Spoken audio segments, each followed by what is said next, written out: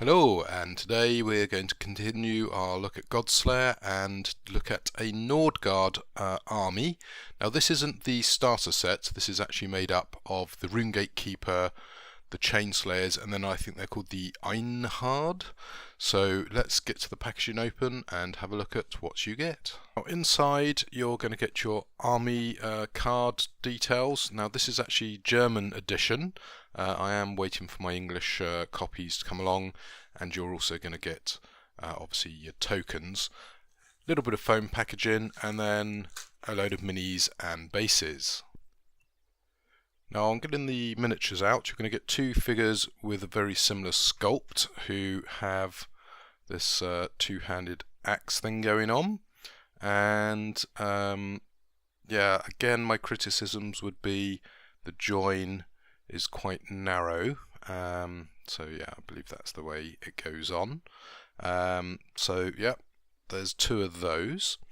There's then another guy who's got a slightly different sculpt where you're gonna obviously have to do a little bit of fiddling around with the bending things into shape, but it's gonna roughly look like that. So if we get that bit on there, then this bit's gonna have to sort of bend up and glue on, something like that.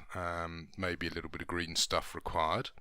You've then got the musician, who I think is a pretty cool figure, and again this is going to go on which way around now. He's got a little bit of flashing on him, so need to do a little bit of tidy up on his axe in particular. I'm not sure, there might be some flash across the top of his head there. Need to look at that with a microscope to double check. Now the one figure I'm not so happy with is the unit leader, because you've got his main body here.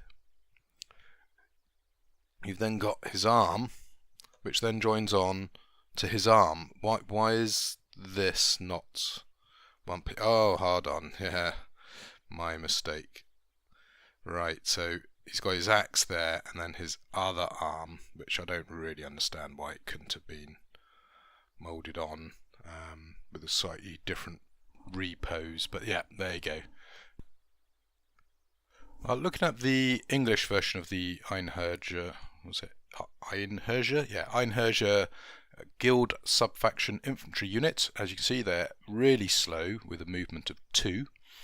They have a melee of 7. Missile 2, Magic 5, a good defense of 12, armor of 9, which is good, leadership 10, activation 5, with dreaded, enchanted attacks and hardened will as their abilities, with executioner, insight, tactics, free to activate on the self. They have a melee weapon with activation cost of 3, a range of 1, and power of 7. You get 3 of them as standard, and you can have 2 extra guys. The leader and the musician have quite a lot of life points, whereas the standard guys, what are they? 1, 2, 3, 4, 5, 6, 8-ish. So 8 life points for the standard guys and 10 for the leader and the musician. So that's pretty impressive. Let's flip to the back of the card here now, and as you can see, they've got a resilient faction ability. You can have 2 of these units. They're 78 points, so pretty expensive. Extra troopers are 24 points each, so your troopers 24 points each. The dreaded ability, so cause horror on and fear and horror. So yeah, not so good. And enchanted attacks, so that's going to be bad for any trolls who are immune to normal attacks.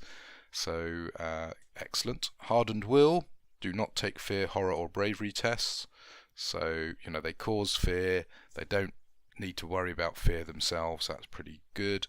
Then their tactics. Executioner, you get +2 to critical hit damage rolls, or insight, spend 1 less action token on their initial attack. That's pretty good.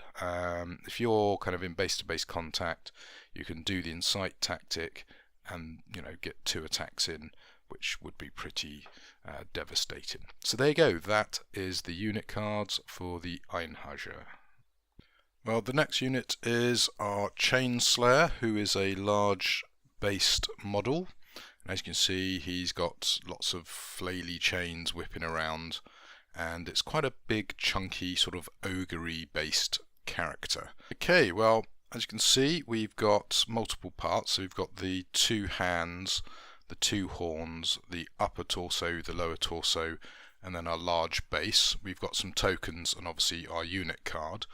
Now the axes are sort of on the end here, and might look a bit like flashing at first if you're not careful, but anyway, obviously you can glue that on and sort of, if you're careful, bend this around to change the pose.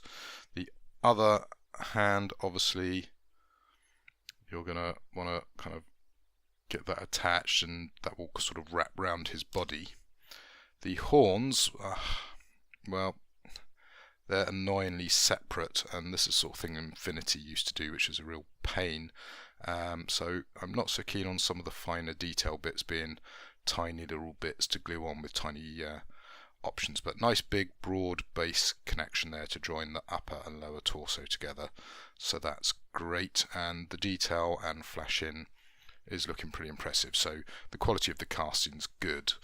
Let's have a look at the unit card then. So he's got a very slow movement of 3, melee of 6, missile of 6, magic of 3, defense of 13, armor of 6, leadership 8, activations 5. He's got berserk and hardened will, and then a whirlwind tactic that's going to cost 1 activation. He's then got chain blades, which can act as melee or missile, and it's going to cost you 2 or 3 activations with a range of 2 for the melee and 6 for the missile, with a power of 4 or 2. But if you look very carefully, there are some little comments there underneath saying grapple, drag, limited reach, which is pretty impressive. And look at that health bar, that's pretty impressive. What's that? 1, 2, 3, 4, 5. So 6 points of wound and 9 health points. You can have 2 of these in your faction, which is quite terrifying, and 32 points. Now their sub-faction ability is Tenacious. Each time the Chainslayer suffers damage, reduce the final amount of damage received by 1 point. The Berserk ability, while the Chainslayer counts as being seriously wounded, i.e. in the orange section, he does not reduce his basic statistics by -1. Hardened Will, the Chainslayer is not required to take Fear, Horror or Bravery tests. Whirlwind Tactic, +2 defense against missile attacks with a power of 3 or less, and if you end your movement within 2 inches of him, you suffer a power 1 damage roll. That's not a bad little kind of blocking tactic. So weapon abilities, we've got Thrash, Grapple Drag, Limited Reach. So let's start with Limited Reach actually. May not perform long range missile attacks, so you can't do an extended range attack, fair enough. The Grapple Drag, target model with an equal or smaller size base than the Chainslayer hit by a chain blade attack may immediately be placed within melee range, so good way of repositioning people. And then Thrash, instead of 1 normal attack, the Chainslayer makes 1 attack against each model within melee range. So that's pretty good for your basic sort of activation. You hit potentially, like if it's going up against a 10-man unit, you can hit 10 people, which is pretty impressive. So there you go, that is the Chainslayer. Last but not least, we have the Nordgaard Runegate Keeper, a warlord option, and he, as you can see, is, you know, nice little squat chap with a load of extra bits. Now I believe when I ordered this, I did get chucked in some of the cards from the starter set so that this could be used as a genuine faction, because the Wave 1 Nordgaard's starter set was actually out of stock at the time of me ordering, so in discussion with Dave I managed to get a deal on getting this Nordgaard stuff together. Anyway, let's get the box open and see what you get, and with that little caveat that there might be some extra cards that don't come as standard with the Runegate Keeper. So what you're normally going to get in the box are your 2 unit cards and the base with the mini. These 3 cards are from the starter set, so let me put those to one side for now. So the mini itself has a nice fancy axe, doing the classic pointing over there boys sort of routine, little bit of flash on the blade edge, and I guess, yeah, there you go, probably something like that. Glue that on, there you go. So yeah, nice little mini, standard size base, not much to write home about. Now, taking his unit card, he's got a terrible movement of 2, melee of 9, missile of 4, magic of 6, defense of 13, armor of 10, leadership of 10, activation 6 with 2 abilities, Grim and Inspire. He's then got multiple tactics, Bedrock, Fortify, Last Stand. So 2 units and 1 self. He can take a double-handed axe, a suit of armour, a talisman, and look at that health bar there. That's ridiculous. What is that? 1, 2, 3, 4, 5, 6, 7, 8, 9, 10, 11, what was that, 12? So 18 health by the looks of it.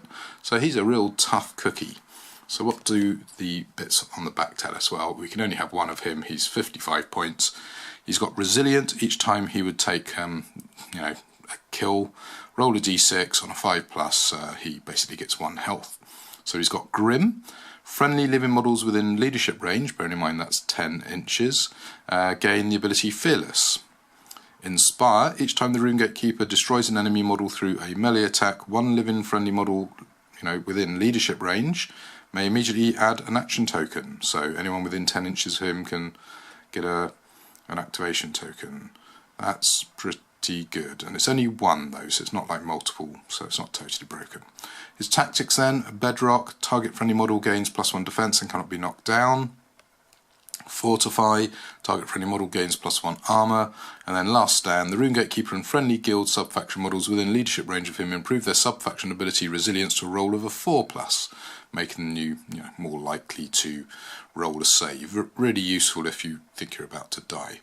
So there you go, that is the sort of starter army that I've got as a custom build, and to go with that obviously we've got these little cards here, which is to say I'm not 100% convinced these come in the box. I might be wrong on that. So anyway, suit of armour, mirror plate armour, breastplate of magnetic deflection, greaves of resilience, titanium armour, finball boots, rune plate armour, troll hide pants, a range of, 3 to 12. So yeah, quite a few bits. So you've got concealment, you've got damage rolls, never benefit from effects that do increase the power, Wild Walker, which allows you to treat difficult terrain as open terrain, extra armour, resilient, so quite good to make things resilient if they're not resilient. +1 defense. Defense is always good in my opinion. The harder you are to hit, the less likely you are to take damage. Obviously armor's good at soaking up damage from like AoE attacks, etc.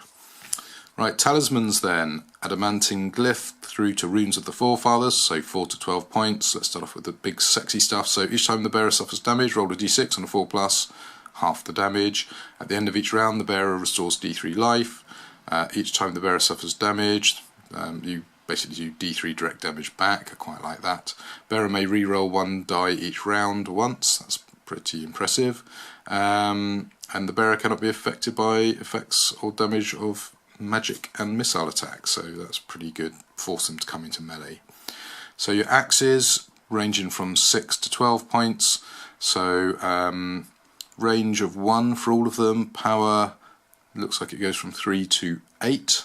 So the Slaying Axe, for example, 2 activation or 3 activation, range of 1, power of 5 or 8, and that's going to cost you 10 points.